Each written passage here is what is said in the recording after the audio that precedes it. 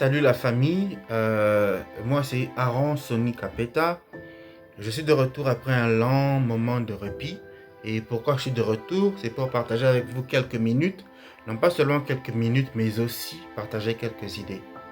Alors, aujourd'hui, ma thématique sera axée sur le fait que je voudrais ramener un chacun d'entre nous, originaire de la République démocratique du Congo, de père et de mère, congolais de cœur et ceux à qui les ancêtres ont légué la terre. Je voudrais que vous et moi, nous puissions parvenir à raisonner, à réfléchir sur le fait que nous avons aussi un intérêt que nous pouvons ou que nous devons tirer de tous les deals que nous trouvons avec les autres. En fait, comme les anglophones le disent, what is in for me? What is in for us? Qu'est-ce que j'aurai pour mon compte dans ce deal, dans cette affaire? Voilà pourquoi je dis ça. En fait, quand vous observez l'évolution de l'économie dans le monde, nous sommes sortis de l'esclavage où euh, les Blancs capturaient des Noirs en Afrique et les amenaient en Amérique pour fonctionner ou faire fonctionner les machines avant la naissance des machines. Et une fois que les machines ont été inventées, bon débarras. Et par la suite, nous sommes tombés aussi à l'ère de l'automobile, par exemple, où ils avaient besoin de caoutchouc. Et pour ça, il fallait faire l'esclavage au Congo. Il fallait couper les mains à nos ancêtres. Nous sommes passés à l'ère du pétrole et le cuivre aussi pour transporter les câbles. Donc, ce sont les enjeux qui changent. Et là, nous sommes à une époque maintenant où on nous parle des, disons, l'économie du lendemain, économie renouvelable, les batteries et tout ça. Et que les grandes nations comme la République démocratique du Congo ont déjà un projet, un plan de réforme de leur économie aussi d'exploitation pour les 30 ou 50 prochaines années à venir. Alors, la question que moi je voudrais vous poser là-dedans, là-dessus, c'est quoi? C'est que what is in for you and me? What is in for us? Qu'est-ce qu'il y a dans ça pour vous et moi en tant que Congolais? Quel est le bénéfice que vous et moi en tant que Congolais nous allons tirer de cette affaire? Ok? Si par hasard, dans leur projet, les Américains parviennent à créer ce corridor de Lobito en Angola, ok? Pourquoi? C'est parce qu'ils veulent survivre, ils veulent tirer profit au maximum de, disons, de ce changement économique, s'assurer qu'ils ne vont pas manquer de l'énergie chez eux. Alors, dans ce deal-là, quelle est notre part à nous les Congolais? What is our deal? What is in for us? Quelle est notre part? Qu'est-ce qui nous revient dans ce deal-là? C'est la grande question à laquelle je voudrais vous amener à réfléchir.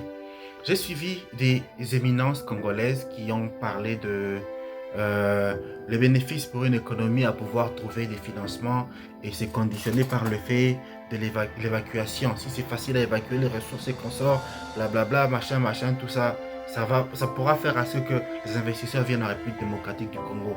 Bravo, merci pour ça, je suis totalement d'accord avec vous. Mais en tant que Congolais, je me rappelle de quelque chose.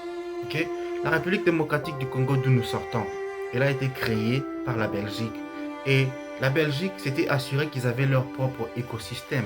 Et dans cet écosystème-là de la République démocratique du Congo, il y avait la Gécamine et les autres compagnies minières, notamment qui exploitaient les minerais. Et en parallèle, il y avait une compagnie qui était chargée de pouvoir transporter ces minerais. C'était ça le rôle principal.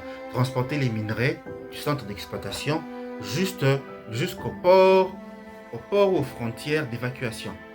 La Société nationale de chemin de fer du Congo, la SNCC, SNCZ, sectionnée en SFE et OCS et consorts, la SNCC, avait ce rôle principal de pouvoir transporter les minerais. Alors, la peur que moi j'ai à ce niveau, c'est que l'Angola, par exemple, avec cette réalité qui est telle qu'elle, et que la République démocratique du Congo, je ne sais pas, s'est résignée à pouvoir évacuer les minerais par le corridor de Luanda. Ça peut aussi dire qu'après 2, 3, 4, 5 années d'exploitation, que l'Angola se rende compte qu'ils peuvent faire autant de milliards, ça sera un autre problème. Donc la RDC ne sera plus libre par rapport à l'exploitation de ces minerais. Alors, notre part, quelle est notre part dans ça? C'est à ce niveau que je voudrais que nous puissions réfléchir. À l'époque de la SNCC, dans les interlands de la province du Katanga, dans les petites villes du Kasaï et même jusque dans le Maniema au Kivu, le premier employeur, à part le gouvernement, c'était la Société nationale de chemin de fer. Dans beaucoup de villes, c'était la SNCC. La SNCC avait des agents SNCC par le transport des minerais, recevait les frais de transport qui servaient de salaire à ces agents. Et quand les agents étaient payés, ils retournaient cet argent-là dans le circuit monétaire au marché. C'est que il n'y avait pas seulement que l'exploitation des minerais, il y avait aussi le transport des minerais qui assurait la vie de plusieurs dizaines de milliers de familles et peut-être des millions et des millions de Congolais. Alors si aujourd'hui, nous allons nous cantonner à nous dire que les investisseurs viendront parce que les minerais vont être exploités, ça veut dire que nous songeons encore à l'économie d'exploitation. On va exploiter plus de minerais et on aura plus de revenus des minerais. Le quid, la plus grande question est de savoir combien d'argent la République démocratique du Congo reçoit avec ce code minier actuel qui est un bon code minier comparativement au précédent sur une transaction de 100 milliards de dollars. Combien d'argent nous revient? Donc, ça veut vous dire aussi que attendre toujours les taxes, ce n'est pas assez. Nous, en tant que Congolais, nous devons nous focaliser sur le fait que nous voulons faire de notre mieux afin que notre structure, notre écosystème congolais parvienne à survivre. Alors, pour qu'il puisse survivre, qu'est-ce qu'il faut? Industrie de transformation, premièrement, mais même en parallèle à ça, cette affaire de rail, l'affaire de Lobito et consorts, ça ne nous concerne pas. Ça ne nous concerne pas directement, en fait, voulais-je dire, ça ne nous concerne pas directement. C'est leur projet, c'est leurs intentions. Mais en tant que République démocratique du Congo, moi je crois qu'il faut que nous puissions nous assurer à ce que le chemin de fer puisse reprendre. Les vases et viens du train là, ça permettait aussi aux commerçants, aux villageois de pouvoir écouler leurs marchandises. Voyez un peu l'effet d'entraînement qui avait été créé autour de l'exploitation des minerais. Alors si aujourd'hui, en 2024-25, le seul intérêt que nous avons dans ça, c'est que les investissements viendront, on exploitera les minerais. Vous vous imaginez dans 30 ans, où est-ce que nous allons nous retrouver? En Afrique du Sud, il y a une ville qui s'appelle Kimberley, parce qu'il y avait les plus grandes mines de diamants qui appartenaient à la compagnie des Beers, les premières mines de diamants. Aujourd'hui, quand vous allez à Kimberley, de ces mines-là, il y a juste un grand cratère, un très grand cratère, parmi les plus profonds de la planète. C'est le plus grand creux, le plus grand trou qui ait jamais été creusé par des êtres humains avec des houes et des bêches, des pelles, et non avec des machines d'excavation.